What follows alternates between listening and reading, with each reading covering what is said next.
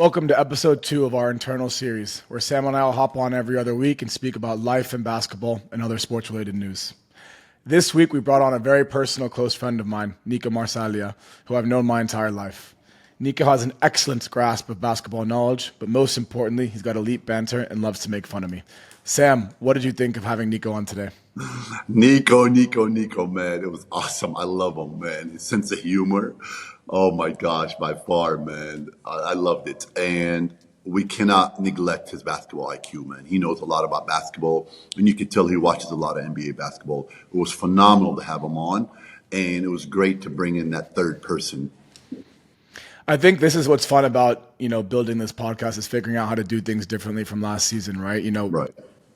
Because we're both busy, it made sense to do episodes with guests every other week, but then you have like a 2-week lag in between. And if you want to build something that grows, you have to have content more regularly, right? And for us to speak about things we know, or at least we understand, which is basketball, even if our predictions are wrong, we understand the game. And to bring someone else in who has a different element, he's very eccentric, very, very funny, very outgoing. I think it gives us a different element when we start to release this podcast. Now, obviously, these internal episodes will be less about the adversity and struggle and balance that we talk about with the guests. But for those people who are interested in basketball, I think it's an opportunity to listen to someone who does know what he's talking about. Right, exactly. And this is our opinion. This is not a professional opinion. This is our opinion, what we think. We observe, we watch a lot of basketball, we watch a lot of NBA basketball. And, me and you, because we're on this side of the world, we watch a lot of Middle Eastern and EuroLeague basketball. So it's good for our audience to see what we think of the movements and the play that's going on, and what we believe that things are happening in the NBA, and you know what I mean? Like, I'm lots of words, just our thoughts. I agree, and it's been fun, and I think I can see us continuing with Nico for the rest of the season. So before we let our viewers tune in and see what this guy's made of, Sam, tell them what they got to do. You know what you got to do. Make sure you follow us on YouTube and hit that like button, and make sure you follow us on all the podcast apps, Spotify and Rami. Come on, baby. Follow us. Let's go. Enjoy episode 2, guys. Nico Marsaglia, looking like a wannabe Reed Shepherd and Mr. Beast lookalike. Welcome to the show, my man. Thanks, man. To hear that from the Jameer Nelson of Jordan is a big compliment, That's good to the memoir. You're such a prick. Nelson. Oh my gosh. It's a deep cut. Jameer Nelson Jr., his son was in the summer league, so good for him. Was he? Who did he play with? I think the Magic. Wow. Father son, wannabe Bronny James. A lot of this father son. So seriously. I know nepotism is the new 3-pointer. Look, let's dive right in, Nico. I think your humor will come out throughout the episode, but what you're really here for is your exceptional basketball knowledge. Let's start with the teams that have been performing so far. You and I watched the Cavs Magic series together over the summer in New York, and then I re-listened to me and Sam's predictions from last week, and we didn't even mention the Cavs, which is quite embarrassing. I think they showed a lot of early signs last year, and the 11-0 start, while it's surprising, isn't that crazy. My question for both of you, and we'll start with Nico, is can they keep this up? Do they make a championship or even an Eastern Conference Finals run, or will we see them calm down sometime in the near future? Well, I think what we see with them is there's a lot of talent. They're young. They can play back-to-backs. They've got a good attitude. There's been a coaching change, which I think is the coaching change plus paying Mitchell has alleviated a lot of stress, and you can feel that. And you don't get a lot of roster repetition now in the NBA. It's not a patient business, and these guys know how to play together. Garland is playing happy basketball again. He broke his jaw last year. That's a freak injury, and it's a perfect storm. I don't know if they've gone up against great teams just yet, but this is going to be a great regular season team. If the Celtics don't grab this conference by its neck, I could see them hitting 60 wins, being a 1 seed, but I don't know long term if they have the talent to make a deep run when everyone's healthy. If you had to suggest, I'm going to run it back to Nico, Sam, before you give your thoughts on this. Go ahead. If you had to suggest one way for this team to upgrade, what would it be? Because in my opinion, you have, again, Garland playing happy basketball, one of the most underrated players, not even point guards, in the entire NBA. Donovan Mitchell, we all know what he can do.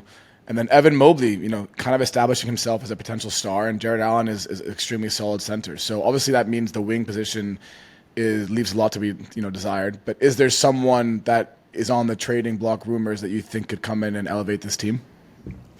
I can't tell if it's a perennial move, like a Bruce Brown from a Raptors, get a utility player, get someone who's going to sag for flag, poop for coop, whatever you want to call it, or do you go big game hunting and you go, we got two bigs, I don't know if this is going to work, and let's send one away, let's send Allen because he's older, and go get like a Brandon Ingram, and go get someone that is a dog at the three that can handle the basketball. I think they're going to stick with their bigs. I think they'll make a slight upgrade at the wing position.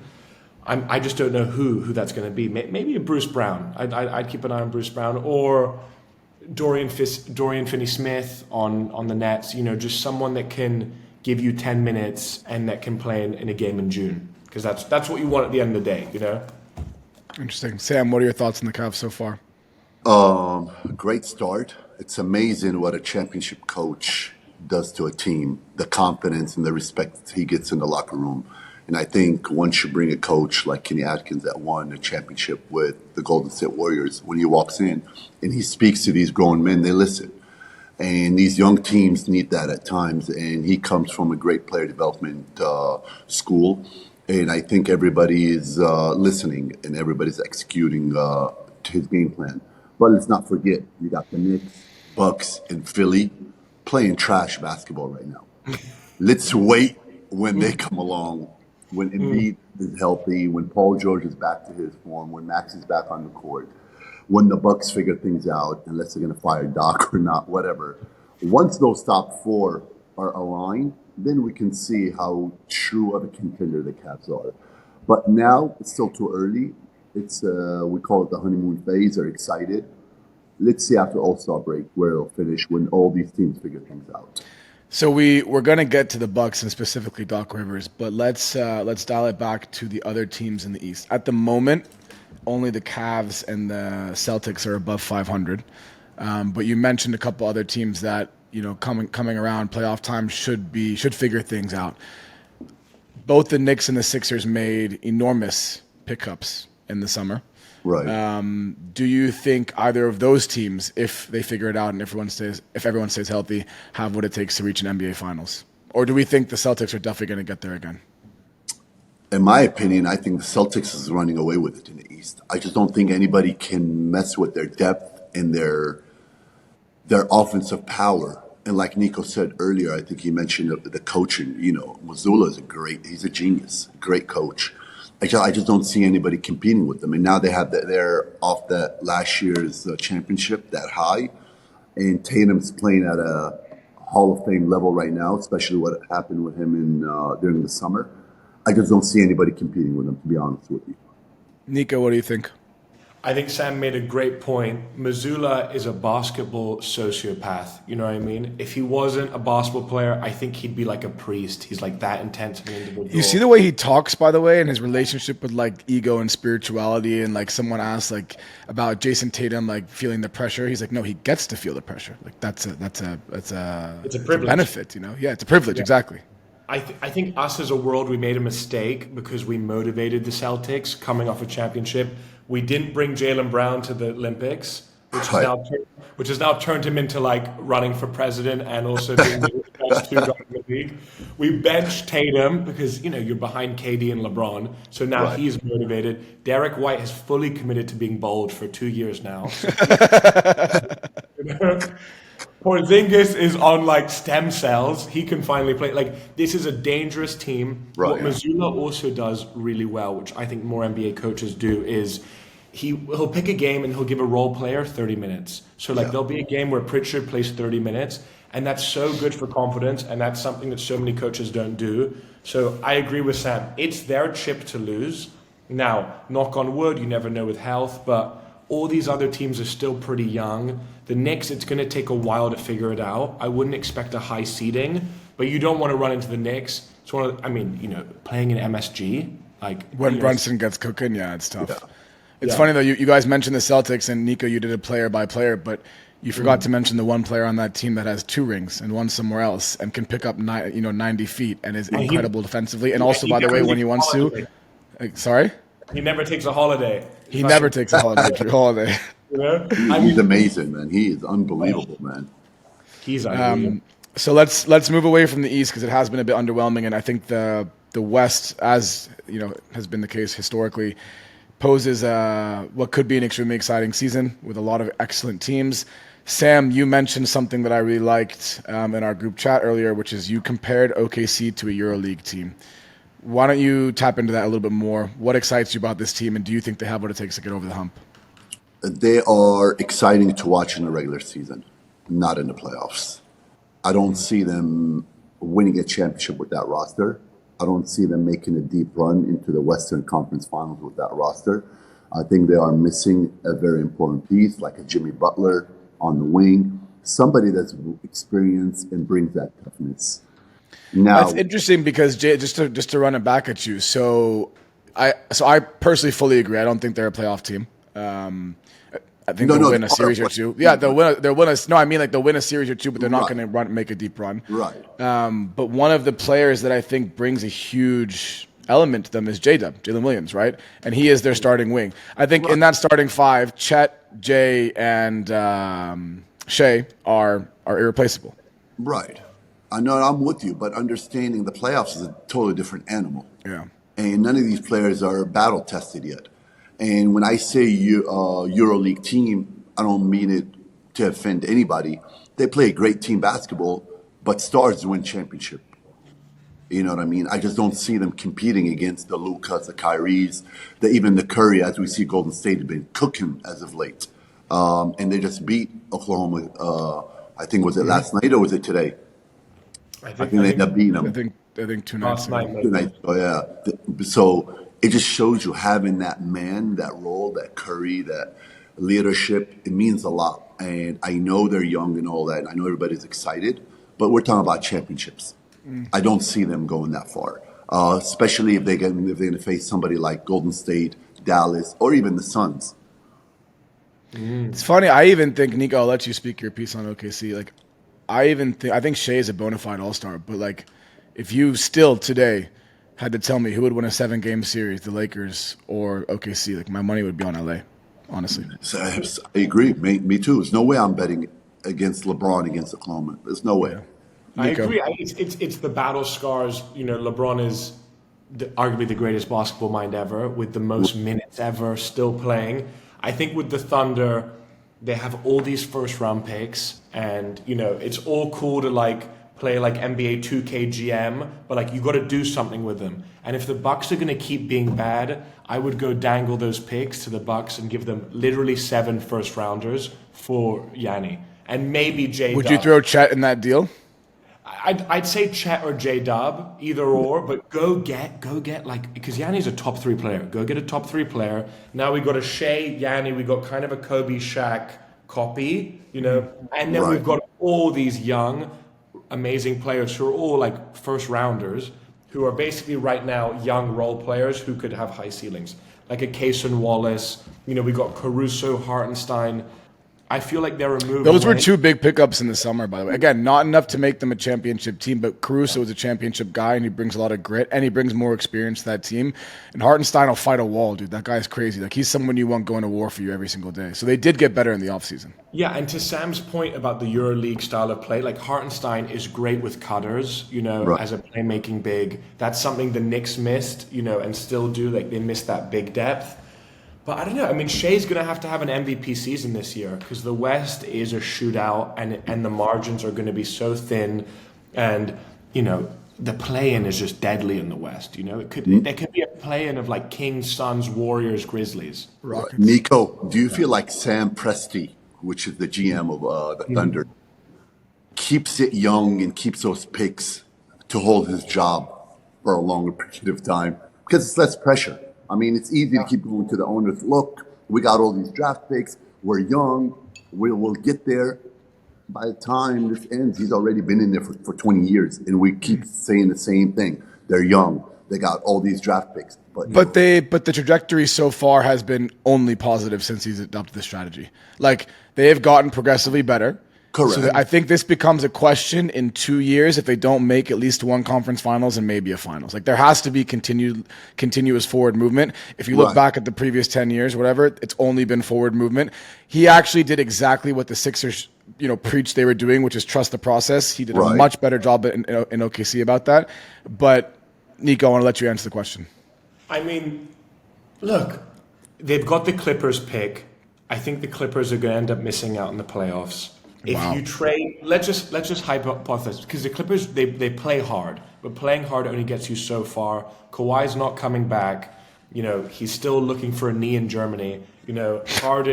Harden can only go so far. As soon as Harden plays an away game in Miami, he'll be back to who he usually is. You know what I mean? And if you know, you know.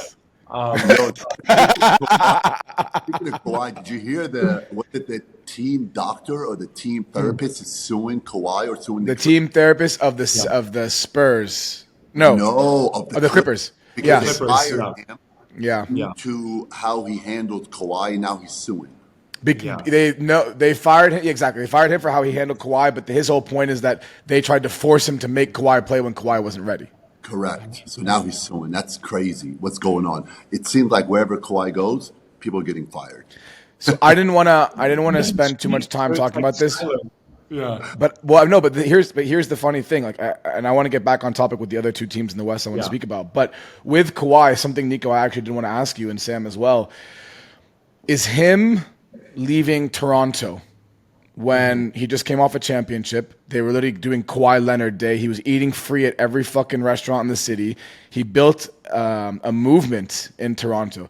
Do we think that was essentially the last step of what otherwise could have been an excellent career? Like, have we ever seen a championship player leave the year after winning a Finals MVP? No. Yo, you forgot the penthouse they offered him. Crazy penthouse they offered him. Damn, from the penthouse to the outhouse. No, I think that was excuse my language, the dumbest freaking decision he's made. It's very stupid. He had it made. He had a whole country behind him, not a state. Okay, but then what's the argument of... So I agree, but what's the argument of he goes and he wins one in San Antonio and Finals MVP. He goes and he wins one in Toronto and Finals MVP. He probably saw the Clippers putting together a team with Paul George and thought, I can be the first player to win 3 different rings and get 3 different Finals MVPs. I don't think his brain works like that. I think the guy's a California kid. He just wanted to go home, and he didn't want to play with LeBron and AD because he knew that LeBron will overshadow you. I think Kawhi made a mistake, honestly, leaving the Spurs. That's like the healthiest organization. I know he won a chip, but that was a very lucky chip. Let's be real. The Warriors, all that karma came and hit them in that series. KD down, Clay down. Yeah. Like the triple bounce against the 76ers, that doesn't happen again. That's crazy. And I think Kawhi got his ring. I don't know if he's the most motivated. That was the good karma, sorry, because of the fucking Zaza Pachulia disgusting move where he stuck his foot under. They were up 20 in game 1 away in the away in Golden State, and then Zaza did that, and he landed where Kawhi was shooting, broke his ankle, and then they lost the series, I think, in 4 games, no? And they changed that rule because of that. You can't. It was horrible. It was horrible. Yeah. It was horrible. And look, I think Kawhi's a great player. I think them letting go of PG right after building a new arena was surprising. I know PG's having a slow start, but Paul George, at least when Kawhi was down, he got them to a Western Conference Finals. Yeah. That was their first Western Conference Finals ever. You know what I mean? Yeah. They went from incel to at least kissing a girl. They didn't go all the way, but at least they got a fucking kiss on the mouth. And I think OKC has their pick, and that's something to watch because that might end up being somebody big. That could be a top 4 pick. We're going to get into that because I think this is one of the most exciting potential rookie draft classes in a while. But I want to keep on topic because we've got a nice flow ahead of us. So the Suns, we both said keep an eye on, Sam and I both said keep an eye on Devin Booker this season. I think he's got a lot to prove, and he kind of grew up a little bit over summer when he played a more facilitator team role. Now, they've gone off to a crazy start, and all the attention will be on KD because in year 17, he's cooking and putting up numbers. But for me, one of the guys that has really dictated how that team is performing is Tyus Jones, and how his ability as a point guard has really allowed them to be like kind of like OKC where everyone's contributing, right? If you just go and watch the game highlights, not even the full game, the 9-minute game highlights of the Suns and the Mavericks when they won by one, Yeah. Tyus Jones makes like maybe 7 or 8 cross court one hand skip passes, just flick of the wrist, no look. I mean, he really knows how to move the ball. I would have preferred you calling me him than fucking Jameer Nelson, to be honest. But Nico, I want your take. Nelson was an all-star. Come on now. I know. But Nico said it in a condescending way. I know Nico. I've known him my entire life. I did say it in a condescending. Nico, what do you think of the Suns and their potential this season? I think that this team shows why there's a job called point guard on the team from last season, and that it can't just be anybody to be a point guard. Every car needs an engine. Tyus Jones, one of the best backup point guards in the league at the Grizzlies, went to the Wizards, and like nobody watches the Wizards, and it's like a garage sale. You know what I mean? It's trash, but if you look close enough, there's some gold there. He was a great player. I think Scottie Pippen Jr. is going to be the new Tyus Jones, like underrated point guard in a few years that will contribute. Suns, new coach, Mike. Got his first triple-double the other day, by the way. Him and Scotty became the first father-son duo to get triple-doubles. I know. I also, the mom got a triple-double, but that's off the court. Oh, Jesus Christ. But she was taking on NBA players. It's a whole different scenario. But That's so funny. Oh Scotty's a friend of the podcast. Come on the show. You just got us canceled.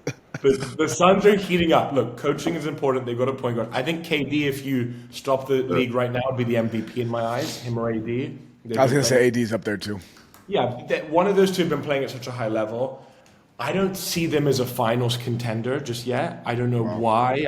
I have a gut feeling they're not there. But they've got this. Who does your gut tell you will get to the finals in the West right now? Oh, God. Minnesota.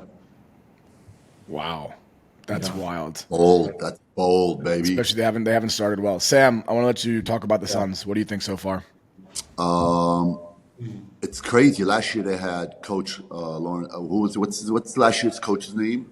Who was their coach? Vogel. Vogel, and he's known for a defensive coach. Yes. They brought in a new coach this year, and he's doing a phenomenal job on the defensive end. They're defending finally, and I think adding young guys, the rookie Dunn has been doing a phenomenal job on the wing for them. They're defending because you cannot depend on KD and Booker to be your main defenders, and that's where they struggled last year. They couldn't defend anybody, and now Dunn, a rookie playing stud minutes, defending, he's doing a great job. Now, who is the X factor? Got to be Beal. Beal is the X factor. He has to get it together. He has to be more consistent, and he has to be on the court. He is an injury-prone player. He's always injured. We need him to play minimum 65 games and above. People forget this motherfucker averaged 30 for a year. Like Bradley Beal is an elite company when it comes to how good he was at his peak, regardless of the fact that the Wizards again are a trash team. Right. And I know they brought him to be a 3D. I know they brought him to be a 3-and-D guy. He's supposed to be the Kevin Love, the third of the big three, the Chris Bosh. But so far he hasn't been able to. And when you think about when teams have assembled big threes, and a lot of them have like gotten to the finals once, lost, and then gone on and won, right? The Heat, the Celtics, all these teams. The Suns have kind of a big four, dude. Nurkic was a fucking great player before he came to the Suns in terms of yes, he was. The numbers he was putting up. He was putting up crazy numbers. He was okay. You can't consider Nurkic? Nurkic is a great player. Honestly. I mean, that's like being like Valanciunas is a big four. Like he's in that genre of big, of like Bill McGee.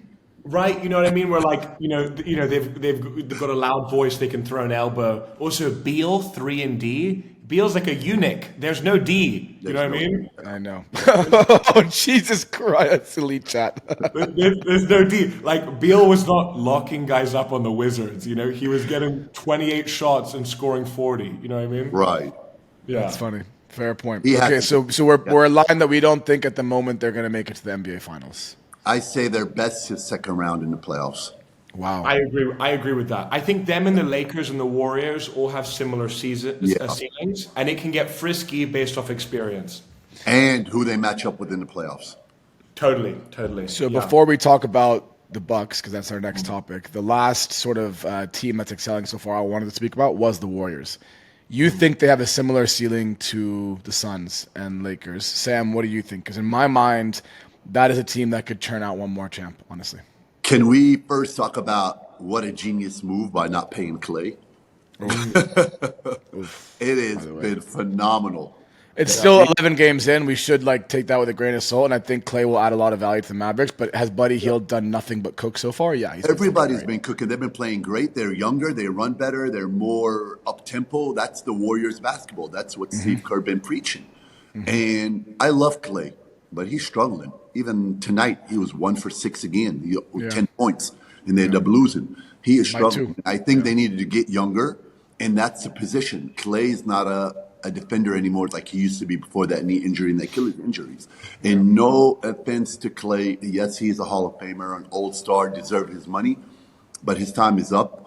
Great move by the GM and ownership by upgrading to go and getting younger. And it's showing. They're playing so much better. They even won. I think they went 4-1 without Curry when Curry sprained his ankle. Yeah, they did. 3-1. Buddy Hield was cooking. So they've been good. They've been cooking. Even Buddy Hield was enjoying that type of basketball, and you see the life in him. So phenomenal move by Golden State. I'm happy to see him on a good team, honestly, because I feel like he's always been regarded as one of the best shooters in the NBA, but we haven't really seen him in an environment that allows him to thrive. And it's funny because it's so relevant in life. If you just are in the wrong environment, no matter what you do, even if you're doing everything right, you won't actually get the opportunity to shine. Now, the Warriors is an elite environment. That experience when you were in Kuwait? Is that why? No, I take more blame on my own mindset in that case. But nice try to trip me up on my own fucking podcast. Thanks, guys. Oh, God. I mean, hey, man, who needs a splash brother when you could have a splash buddy? And Buddy's Buddy's a flamethrower. He's a flamethrower. Also, the Warriors play hard, and Steve Kerr, whenever people call Steve Kerr a bad coach, look at this team. This is a team that's being coached hard. Curry is maybe the most unproblematic superstar that's ever played a sport. Everyone gets along with him. He handles it with such grace. He's playing high-level basketball. The guy could have maybe even asked out. You know what I mean? Right. He could have.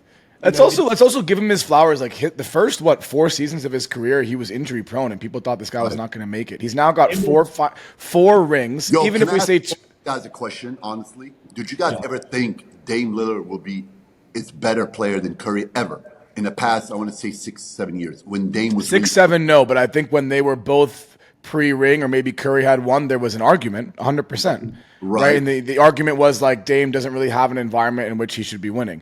Now, this is actually a really good transition into our next topic, which I want to get to. Unless, Nico, you're putting your hand up, unless you want to say one more thing about the Warriors. The Dame Curry thing was the KG Duncan thing, which was if only he was there. If KG started on the Spurs, you're could they still have done all the same things? But Dame, he's just a level below. I agree. Fair. I think at his high, when he's hot, he's amongst the best scorers ever, because when he gets hot, he's impossible to guard, and he's got all kinds of range. He can get to the rim, but because he doesn't do it as often, he's not as consistent. Curry's best. Who are you taking? I mean, it has to be Curry. Curry's got 4 rings and 2 MVPs. What do you mean? No. At his best, who are you taking? Curry. Yeah, we all agree on it. Remember that season where Curry put on muscle maybe 2 years ago? The guy is pretty jacked. He can D up. He can D up a little bit. You know what I mean? Yeah, he can. It's gotten so much better. It's so much better.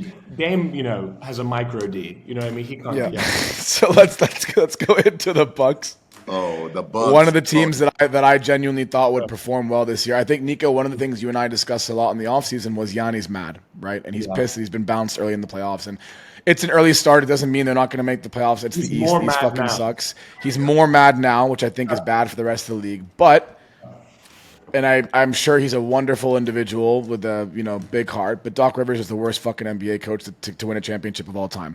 So, and he's now got Darvin, Cheese, and Ham as an assistant. So let's. I'm going to let you start, Nico, because you're a Lakers fan and you had to live with Darvin and Ham for the past couple of years. Number one, what the fuck was the Bucks front office thinking bringing in Darvin Ham after he was visibly a negative effect on the Lakers? And number two, with the current roster, let's say tomorrow they fire these two and they bring in a good coach, could the Bucks turn their season around? I call them the Milwaukee Cents because they're not even worth a buck right now. We're gonna call them, they got to earn their value back. Darvin Ham has done the most damage any other human's done to my life. I don't know, besides maybe myself. He was an emotional terrorist for all of his Lakers run. Oh my. No Anastasia? No, it's not terrorist, more than my mom. At least my mom can play some D and coach X's and O's. Oh my goodness. Abraham is still looking for a buck in his pocket because his hands are completely glued to his pockets. He brought Torian Prince with him, who I'm convinced is his secret lover, but he's all blackmailing him. I feel so bad for Yanni because another guy who's pretty unproblematic, plays hard every night on both ends, and he is trapped in a prison of mediocrity. I mean, there is no coaching going on there. They've got no. So is it only mediocrity, or is the squad now not good enough? Right. Let's say Chris Middleton comes back. The rest of the squad, Brook Lopez, they got a bit younger with some picks in the draft. Could they, with the right coach, turn it around? Yanni got injured against the Heat in that series. They lost. They overreacted, and they traded the wrong guy. They traded Holiday and not Middleton, and Holiday ends up through Portland on their direct rivals. So they shot themselves in the foot. By the way, it's fucking crazy they did that. I mean, that's crazy. You know what I mean? That's like buying your wife a house and then like letting her like lover into it and leaving. You know what I mean? And then being like, why do I live in a condo? You know what I mean? It's like we bought them a house. Oh my gosh. Middleton is middle-aged-ton. You know what I mean? He's gone. He's done. He's washed. He is washed. He is washed. Okay. Let's all agree. There's no fixing the Bucks at all. Yeah. You can fire the coach. Doc should. So 2 weeks after I called that they might get to the conference finals, I have to put my hands up and say, not only do I not have a basketball career anymore, but I also clearly don't have one as a pundit. Man, well, Brook I don't even think it's Doc Rivers' fault only. It's everybody. Yeah. The roster stinks. Doc Rivers. I don't agree with assigning blame to one person, so I agree. I'm not going to say it's Doc Rivers' fault, but the guy is a serial loser, dude. I'm sorry. Right. Like he's a loser. He's been living off coach. Sorry, individually he might be a nice guy, but as a coach, he's a serial loser. How long has he been living off that high of that championship? 2008, right? 2009. Eight was the 2008. We're in 2025. Come on now, it's over. Crazy, actually. What the hell are we talking about? Crazy. I mean, last time he won a chip, Obama was president. That was a long time ago. Let's stay political. Next team I want to cover quickly before we get into some more. I love Yanni. Unless Yanni legitimately averages 35, 9, and 10, like he goes crazy. Which he could. Nico, blow it up. Blow that team up. It's a wrap. It's over. Trade everybody. Get rid of them. Go young again. That's crazy. Rebuilding. Yeah. I want to clip this and then have a picture of Yanni winning one more ring with the Bucks. Can I recommend what they could do, actually? Yes, let's hear it. There's a lot of guys who are on teams right now. They could go sign Markelle Fultz. He wants more money. Tell him you'll be the starting point guard or the starting two guard with Dame. You'll have a year to go make more money after that year, like Lonnie Walker. Go get Lonnie Walker. Like, when you're the Bucks, you have to go now bargain shopping. Go look at the EuroLeague. Go steal like a 6'7" guy you can put in the corner. Like, you have no moves. They had a chance to get Lonnie Walker, and they chose not to. That's why he went to EuroLeague. He's in the EuroLeague. He's in the EuroLeague. Yeah, he's in EuroLeague. He's probably going to cook, by the way. He's the kind of guy that would go and He cooked in his first game. No way. He's going to be looking like Tracy McGrady. Speaking of Lonnie Walker, when he got one of his big breaks when he was playing for LA, and I want to use this to transition to the last team I want to speak about before we go into more individual stuff. Nico, huge Lakers fan. Obviously, you and I have been discussing for the past couple of weeks that this team probably still, as of right now, doesn't have what it takes to get over the hump as a championship team. You have sent me a couple different scenarios in which you think would make them get over the hump. Why don't you talk to Sam about some of the trades you think would allow them to maybe eclipse that same ceiling as the Suns and the Warriors that you earlier mentioned? Okay, well, we've got a good coach finally. He seems competent. He runs good play action. The ball's being swung around. And the little things, by the way. Sorry to interrupt. D'Lo said when he got asked why if he's happy being moved off to come off the bench, he said, "I left all my baggage at the door when our coach got fired and we got a new coach." And then yesterday there was a video of when the Lakers played the Pistons of Anthony Davis putting his arm around JJ Redick, and the caption was, "Didn't see him do this once to Darvin Cheese and Ham." Yeah. Also, D'Lo better shut the fuck up. All right? Please. You know what I mean? D'Lo is like a friend of mine once said. Like when we traded for D'Lo, he goes because he was a Minnesota fan. He goes, if you hate D'Lo or if you love him, he will prove you right. You know what I mean? And that's what he's done. Where you're like, damn, like D'Lo's cooking, and he's a handsome guy. I love it, And then he'll just be like a traffic cone on offense, and he'll make the worst decision. And I think he's the trade chip. I like the move putting them on the bench. He is absolutely from the roster right now. He's absolutely the trade chip because you're not trading Austin Reeves, you're not trading LeBron, AD, and Delton Connect still needs some time to sort of grow in the NBA. Yeah, I like Connect Four. I think. Look, we figured out coaching, which is a big deal. I think Pelinka's really incompetent. I think he should be fired. I don't know what he has on the Bus family. It must be really graphic. We should go get Bob Myers. Bob Myers is a California kid. Ooh, I like that. Dude, and he's like standing right there. But the Bus family is secretly really cheap. I bet they don't even want to pay like the severance fee for Pelinka. So they'll just keep him around. I think what the Lakers have to do is I would trade with one of two teams. And maybe they probably won't do this because they don't do smart things. I would go to the Jazz and I would try and get Sexton and Kessler for a combination of D'Lo, a first round pick, and a couple young guys that they've drafted that are raw but don't seem like they're going to work out. And then you'd have a squad of Sexton, Reeves, Vanderbilt, LeBron. No, you'd have Sexton, Reeves, LeBron. What was the third name you said? Who? A guy that hasn't played in 2 years? A guy that's yeah. Vanderbilt. Vanderbilt, I think you've seen him at the club more than you've seen him at the Staples Center. You're right, yeah. Definitely not at the doctor because he's not recovering, But although that's my boy. When I was with the RGV, he was one of our players. So I coached him for a year. Great guy. Sam was coach of the Houston G League team.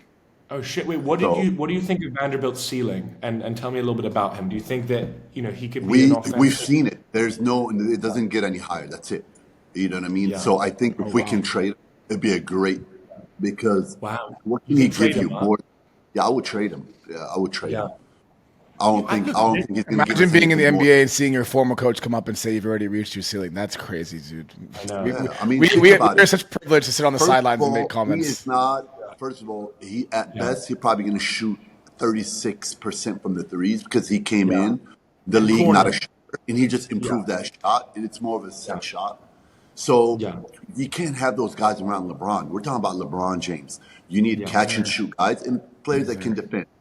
That's not him. So especially because Austin Reeves isn't a defender, but he brings so much offensively that they're going to let that happen. That you see how awful we are with Austin and Russell when they're on the court. They can't defend anybody. We're horrendous. Yeah. Even you might be able to score a bucket, Aboudi. Bro, you're 44. I would cook your ass in a one-on-one. I tried to play Sam one-on-one, and he decided to go warm up the day before, and he pulled his calf conveniently. This man doesn't want the smoke. Well, you know what? With Sam, he's got many, many minutes on him. Many benches you've sat on. Different, you keep your butt warm.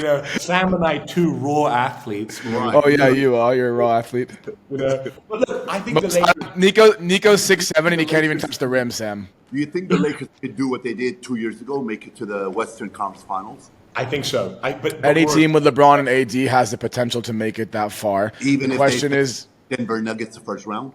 I said this last week, and I'll say it again now. I think the Denver Nuggets were watching the decline. I don't think they're going to be great anymore. Yeah. They have a depth problem, and the Westbrook thing.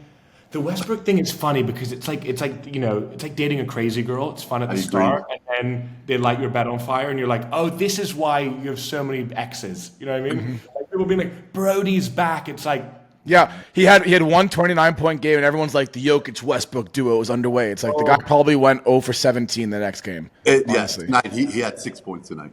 Yeah. Look, I mean. Let's give him his flowers. I actually that's one player I don't like to rinse because he's done so much for the NBA in terms of fire, passion. Former MVP, has crazy records. Has also just maybe is a bit of an aggressive guy, but he brings energy everywhere he goes. But he's not it anymore. I was at the Denver Nuggets practice in Abu Dhabi. The energy. So you know how before every practice teams come together in the middle and the coach say his 2 cents and then they break out. Westbrook, soon as he breaks out, grabs the ball and goes full speed, boom, dunks the ball and gets the practice hype. Let's go. And I'm like, wow. Yeah, that's the kid in him that still loves basketball, right? And that's what you want. That's what you need. That's what you want. Yeah, but then like let's translate that into a game and like maybe not turn the ball over 12 times and stuff. So Well, it's tough to be an energy guy when you were an MVP because it's such a weird. It's like being a front man in a band and having to play drums. It's just like a weird recalibration of the brain. Right. Denver just don't have a bench. Jokic is one or second best player in the league, so you never know their ceiling. But the Lakers are a move away. What I want them to do, which they never do, is make the move now and not at fucking February, exactly. You know, Rob does not do that. You know, Rob waits for the last second. But that causes problems from a chemistry perspective. You want someone to be there early season and get all the kinks out now. That's the issue.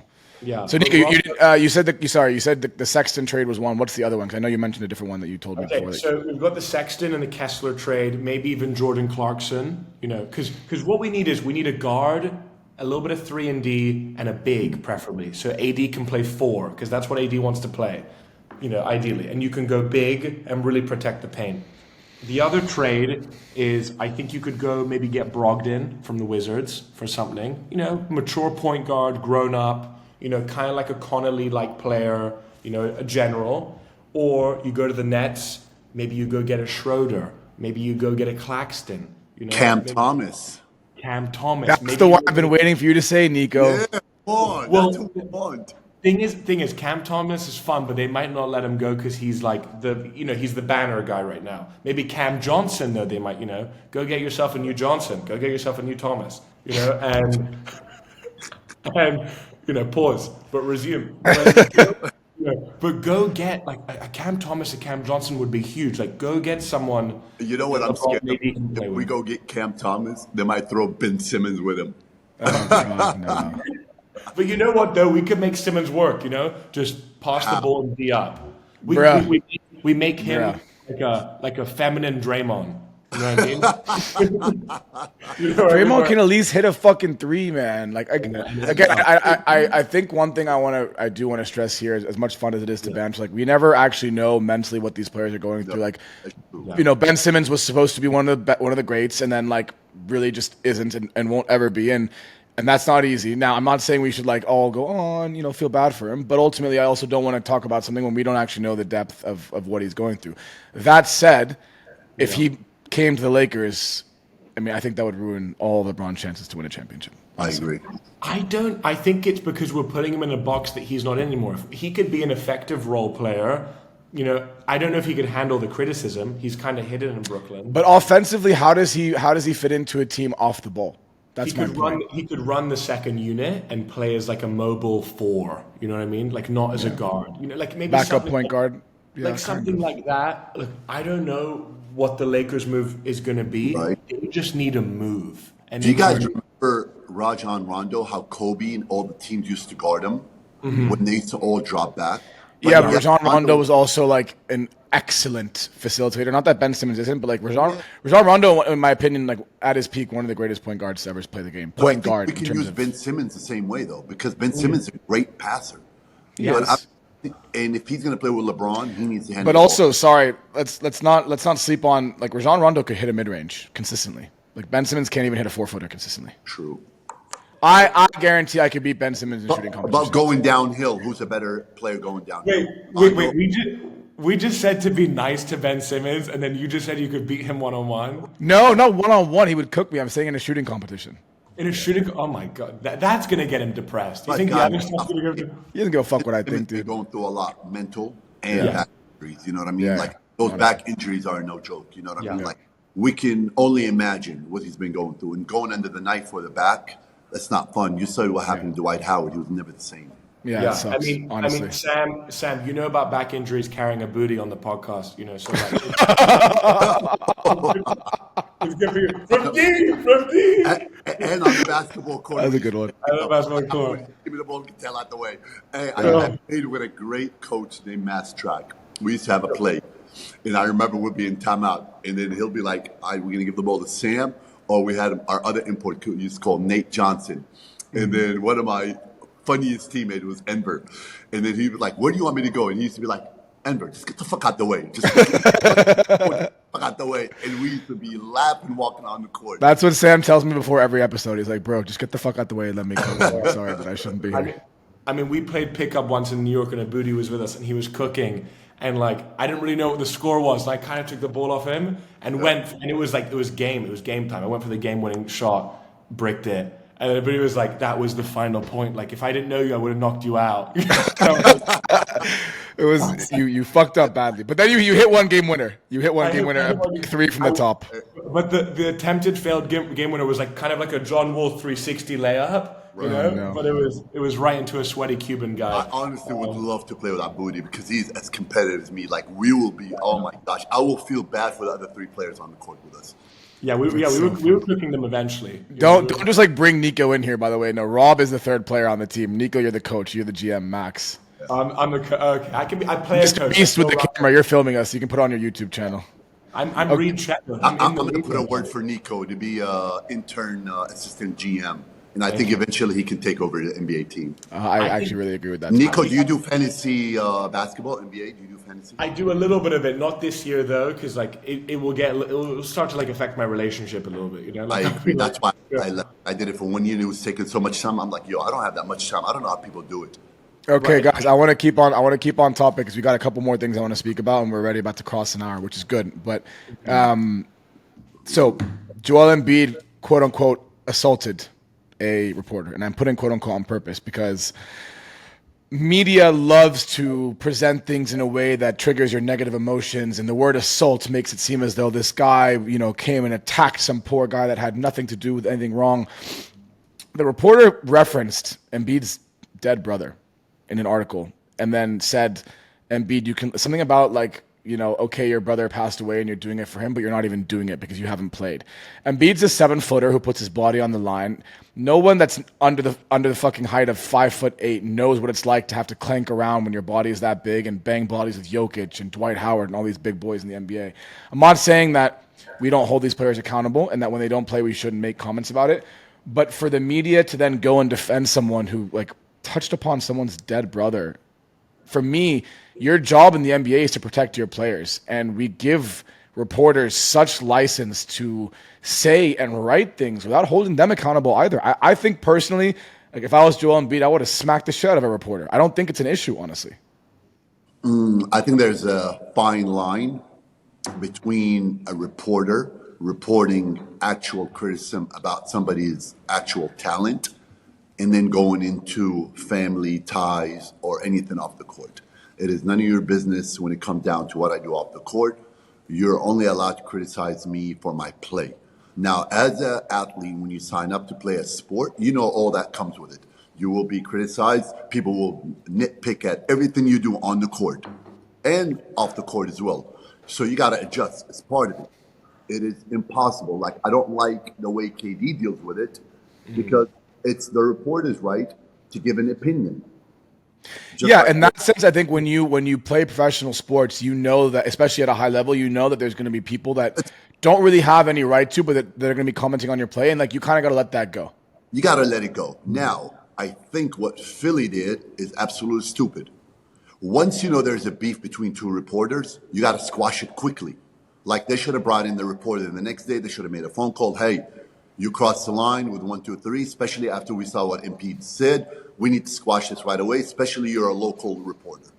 They didn't do that. Second thing, I think where they went wrong is, and I think I saw a reporter spoke on this, they should have suspended Embiid right away, not the NBA. Because the difference between when the NBA suspends you or the team, you still get paid if the team suspends you. So let's say Philly came out and said, hey, you're going to be suspended for 1 game. Cool. But once the NBA suspends you, those checks are not coming. So now if I'm Embiid, I'm very frustrated, and I'm saying, F you, Philly, why you didn't get my back on this? So now I acted up, and now the NBA came down on me, and I was resting and trying to get help for you guys. You know what I mean? Yeah, and Embiid's done everything for Philly, by the way. Like, I don't care what people say. Embiid has put his fucking body on the line for that city. You know what I mean? So that's how I feel about it. Go ahead, Nico. It's on you. I think Sam made a great point with the checks thing. I didn't know that he doesn't get Yeah. paid if it's from the team versus the league. I think the reporter was totally out of line. I hate when this stuff gets personal because it's just meant to be fun. It's just basketball, it's like it's the sport that we enjoy. I thought like really dangerous language used. Like we all would have responded like Embiid, maybe even worse. I probably would have banned the guy from the arena for a year, like from just like the locker room. Maybe like just Like that. put the hammer down. Embiid has been a really unlucky superstar. He's dealt with a lot. Like he came into the league, he got injured his first season. He dealt with the Markel. Seasons. Two seasons. Basically redshirted 2 seasons. Came You had in to deal like, with Markel and Ben Simmons, by the way. yeah, dealing with Markel, who was like dynamic guard, who dealt with like some yips or like mental situation. And also, like as you mentioned earlier, like to lose to Toronto on that shot There's a when you meme. had Jimmy Butler and Embiid, like and again, we don't know if those Warriors players would have gotten injured in a series against Philly, so it's not fair to say Philly would have gone and won the finals. But like that would have been taking them to the finals, and if you go to the finals, Jimmy Butler probably doesn't leave. Like there's a lot that's happened to him. And again, let's not make excuses, but like I agree that Embiid is one of those guys like we should defend and not bring down. Honestly, Yeah. I agree. He doesn't help himself when he goes, I'm never going to play backs to backs again. And you go, why did you say that out loud? Just, say that to your friends. But he's been really unlucky. I think he's got one of the craziest games we've ever seen. You know what I mean? Like the guy can shoot a 3 like no other, like, and his footwork, has come so far. It's like big body, and he's Yeah. a big big fucking body, dude.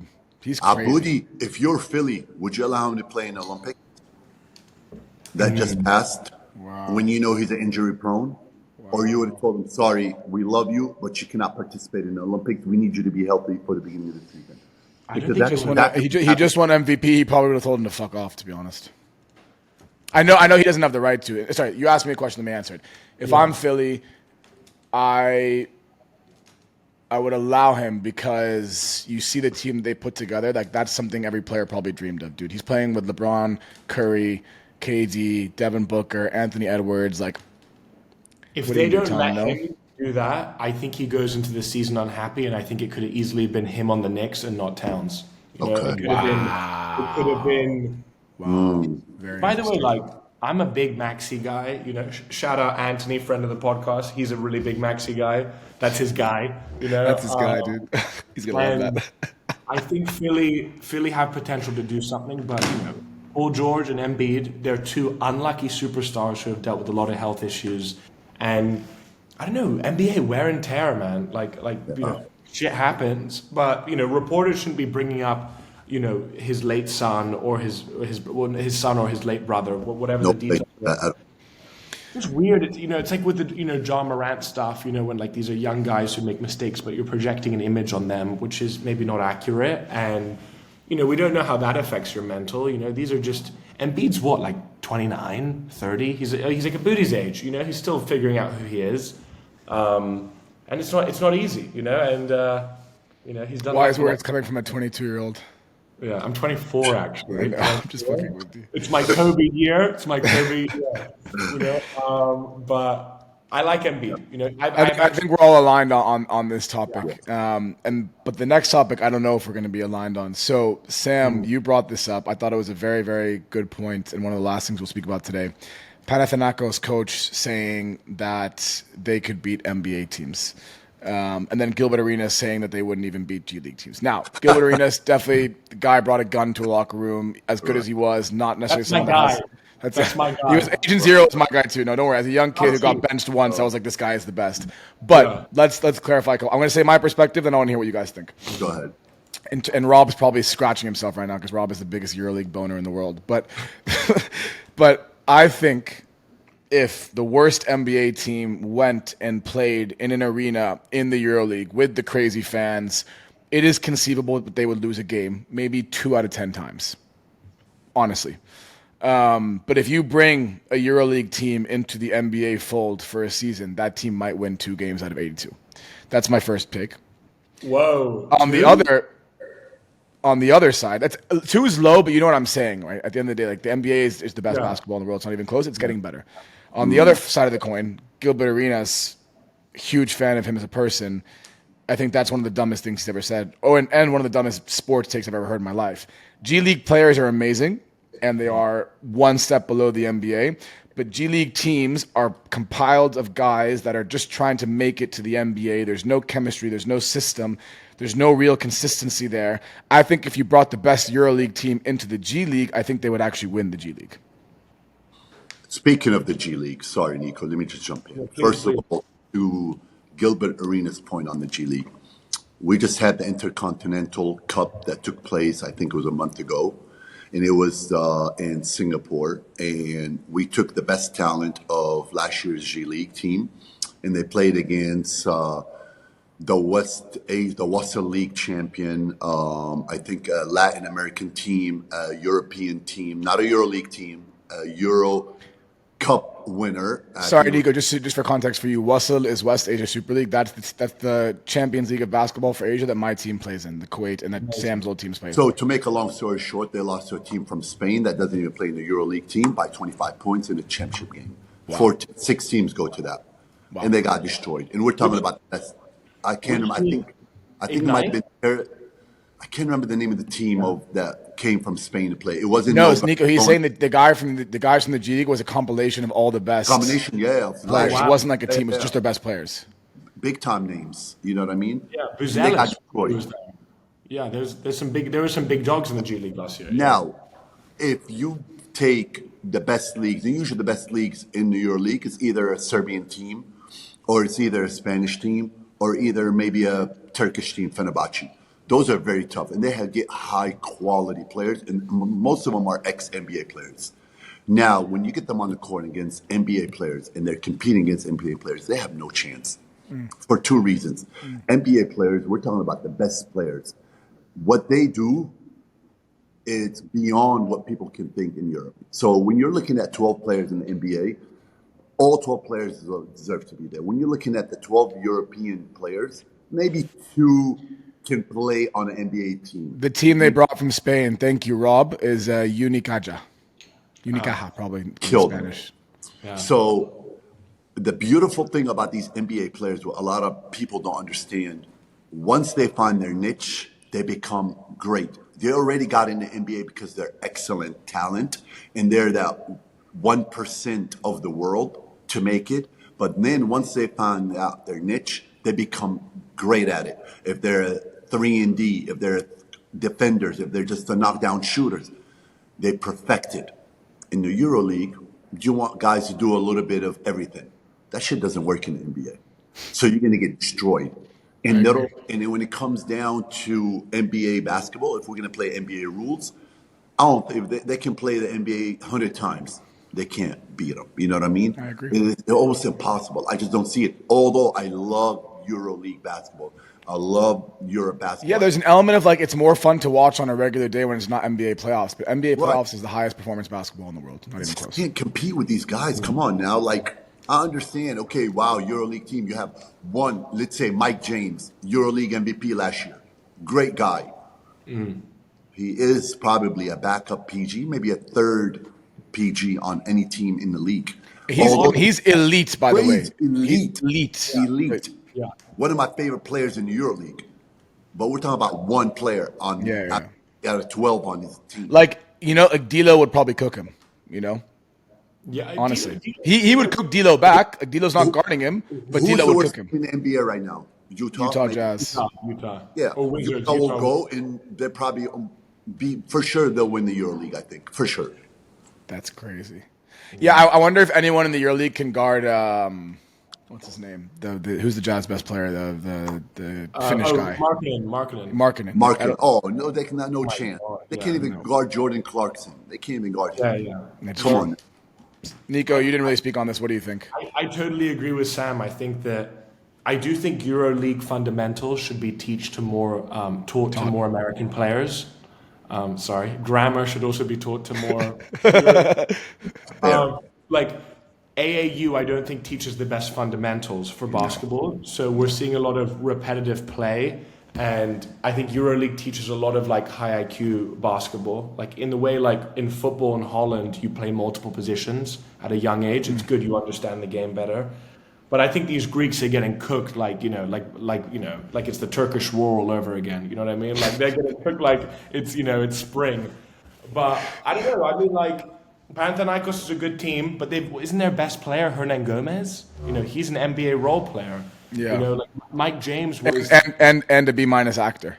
and you know, but hey, don't take shots at B minus actors. All right, that's my people. That's your But brother.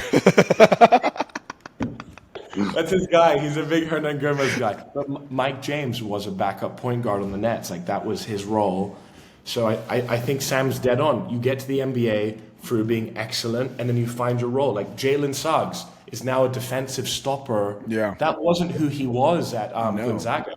You know, he was like Didn't he hit a shot to win the fucking Final Four? or some Guys, shit? I just looked it up. Barcelona right now is the best team in the EuroLeague. They're number one in standings. Their best players is Jabari Parker. Remember, a Duke guy that got drafted. I think he was number one or number two. He's their best player. He was a second or third pick. He had 2 good seasons, and then he really just got into the Bucks exactly, and he got injured over and over again. And the second NBA player they have on the team is Justin Anderson, who played in the G League for about 3 years as well. Yeah. So look at what this. about Mirotic? Is Mirotic still there? He went to Barcelona when he left the NBA, but I don't know if he's still there anymore. No, No, he's not there. But I think, you know, it'd be cool to see. It'd be good for basketball. It'd be good for the game to see a little exhibition game. You know, if I'm the NBA in the EuroLeague, I will set that game up. The winner of the EuroLeague and the winner of the NBA. Let's pick a country. It'll be sold out. 1 game or best out of 3. That You know, sounds like but the Middle East could be a good place to do that. Oh yeah, bring it to Dubai, baby. Yeah, bring it to Dubai. Do it in Dubai. You know, and it'll be like a community shield. You know, But think of that marketing strategy. If those 2 teams play, both teams. Well, but think about how far basketball has come in our region very recently. Like there wasn't a EuroLeague, 2-3 years ago. So like, I think these things are coming, and I think we'll see more NBA or at least some kind of NBA talent against EuroLeague. But I'm happy we all agree about this because when I heard the Panathinaikos coach say this, I thought the guy was smoking crack. Honestly, I mean that's just one of the most ridiculous statements in the world. He probably is, yeah. He's EuroLeague. He's the European coach. Of course, he's going to say, that. Come on now. Yeah, but like I played in Wassel. I don't think we're good enough to play in EuroLeague, dude. We're not. We'd get cooked. You know what I'm saying? Like it's not. I think you have to also be objective when you have when you think about it. I always thought my teams will be able to compete against European teams, but just me, I'm competitive. Yeah, but like you were actually good. I just look good on Instagram, so that's the difference. Yeah. By the way, I just read the NBA is closing their NBA academy in Australia, another country, till further notice. Damn. But they're going to keep the one in Africa, and they're considering the Middle East, like a Dubai, as their next place where they'll. Maybe I'll get a 10-day in the end. Maybe in the WNBA, but If I got put in at the end of a game like Bronny James and I had a wide open corner 3, Sam, do you think I hit it? Hell yeah, you'll hit it. That's what I'm talking about. Fuck you, Nico. Maybe he had 6 points in his G League debut. What do you guys think? Good transition. So, Nico, you actually texted us last night saying you wanted to speak about this. The guy gets a lot of shit for maybe not being good enough for the NBA. He has 6-4-3 or 6-4-4, which is a solid debut. What do you think? Do we know how many minutes he played before Nico can I'll answer pull it that? up. I'll pull it up. 21 maybe. I mean, they've got this guy Quincy Olivari who I think could be playing. Solid. Dude, why is he not on the team right now? He needs to better be than up. Vincent. Gabe Vincent as well. If you're watching this, I mean, one good season in Miami and he just fucking got cooked. I call him Captain Cardio because all he does is run. He doesn't do anything. I love how we were just praising all NBA players, and right now we're back talking shit again. Yeah, we're back. We come back. We're trying to. It's clickbait, dude. That's what we're trying to get. I felt bad for Ronnie because he's the 55th pick. Usually nobody cares about that pick. And no one expects real value there. And if the value can be a guard with some upside to be a good defender and keeping your biggest star happy, and also a corporate success in terms of selling tickets, selling shirts, all that, it makes sense. It's the 55th pick. You know what I mean? You could pick me. No one's going to care. You know? Okay, so he... I don't know how many minutes he played, but he had 6 points, 3 rebounds, 4 assists, 2 steals, and a block. His 32 minutes, correct? No, I don't think he played 30. In the G League game? Right there, 32 minutes in the first game against Salt Lake Stars. Wow. 21 minutes. He had 6 points, 3 rebounds, 4 assists, 2 steals, 1 block. He was 2 for 10, 0 for 5 from threes. Yeah. Yeah, His, classic. The his, LA Chronicles is saying he was 2 for 9, 0 for 4, just always protecting the James. they're like the Kennedys, but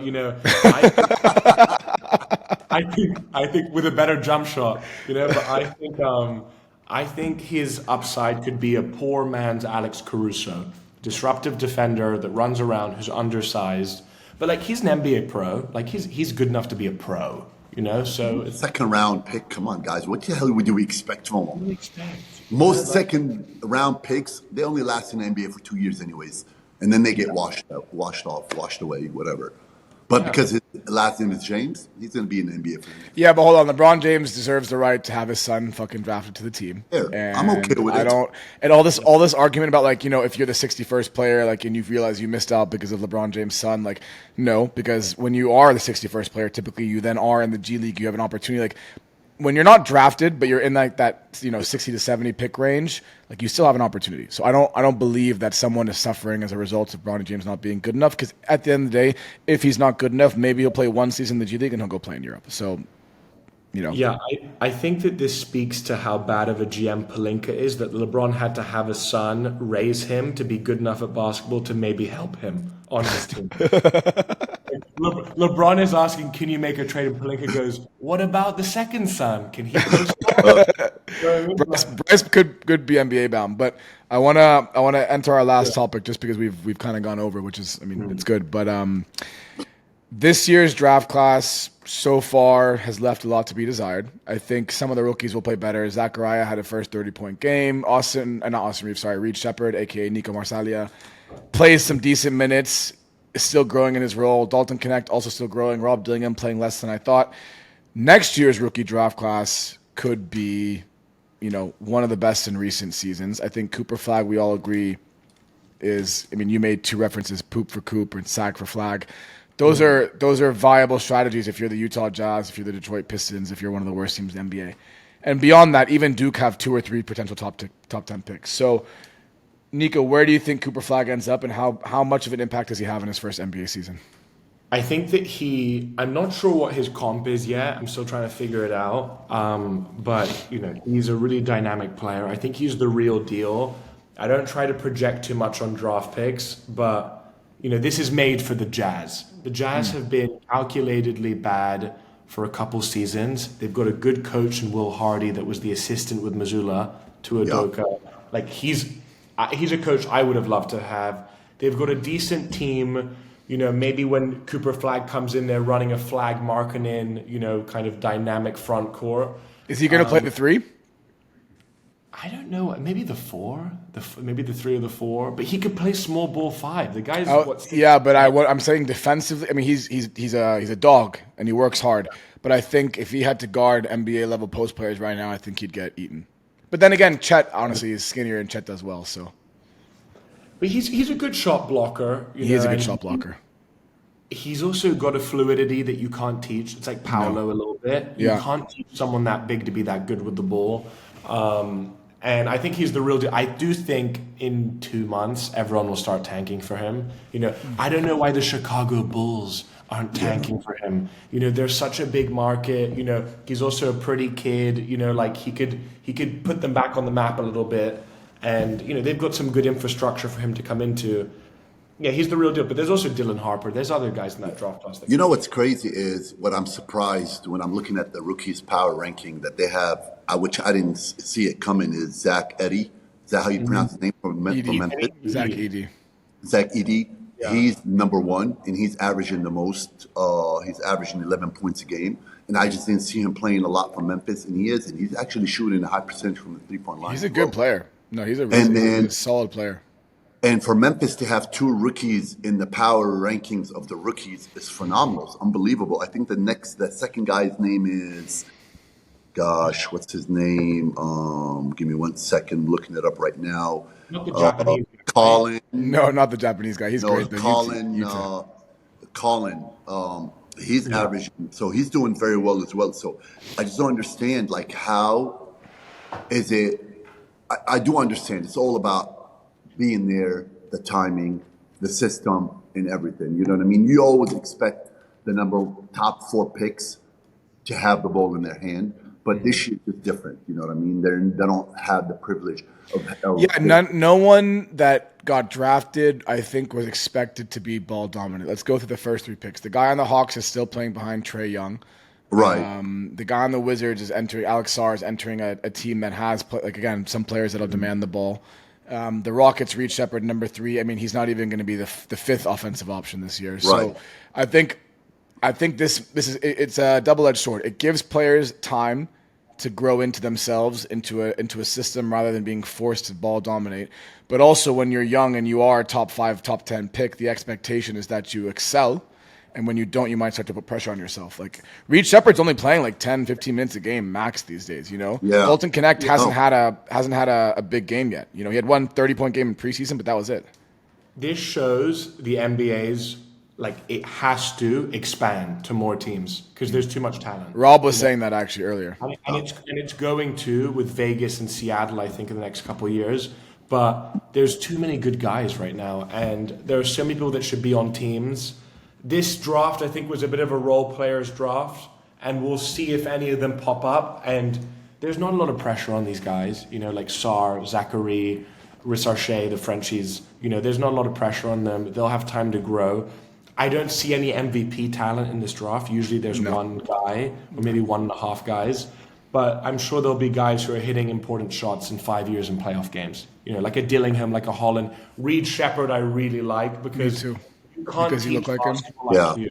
Because he looks like me as well. But you can't teach basketball IQ. You can't teach making the right play. Yeah. And if I was the Rockets, I would be giving him a lot of Van Vliet's minutes, you know, and focusing on him and Thompson. Bring him into a little point guard. Interesting. I mean, Van Vliet just like, he's a placeholder. You know what I mean? He is a placeholder, but we paid him 120 fucking million, so It's just the 140 NBA. million even, I think. Look, anyway, as we wrap up, guys, we will be back on in exactly 2 weeks from today. So if you guys each had to think 2 Oh, and we've just made some cuts to the podcast.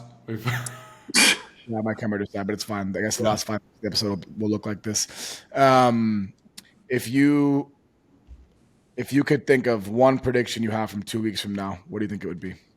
Sorry, just want to correct myself on the name. The second, the rookie player, Jalen Wells from Wells, the Grizzlies. He's averaging 9.8, so he's number 3 in the power rankings.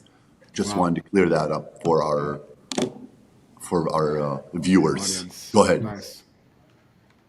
Nico, one yeah. prediction for what we'll be talking about in the next episode in terms of, will the Cavs still be that good? Will the Bucks turn it around? Will the Lakers go on a run? What do you think?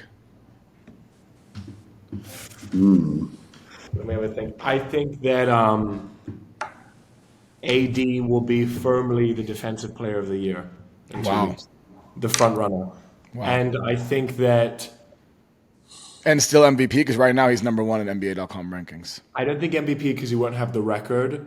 And in 2 weeks, I think the Cavs in 2 weeks will have lost 1 game. Still only 1? I think so, maybe. What's their schedule? You know, That's What's true. Depends on the maybe? schedule. It depends who they, you know, if they're going to play the Wizards twice. What else have I got that's a hot take? I think Miami Heat are going to start slowly slipping down the rankings and are going to be a play-in team this year. Yeah, but Jimmy likes that. Sam, what do you think? Prediction is the Warriors to stay hot and to keep surprising us. I think by the All-Star break, I think they will still be one of the teams up there in the West. I picked them to be top 3. I would like us to see who's going to make the big splash in the in-season tournament as it starts next week. I think it starts. Oh, that'll be fun to speak about. Okay, my 2 predictions for 2 weeks from now are Rockets go on a bit of a run.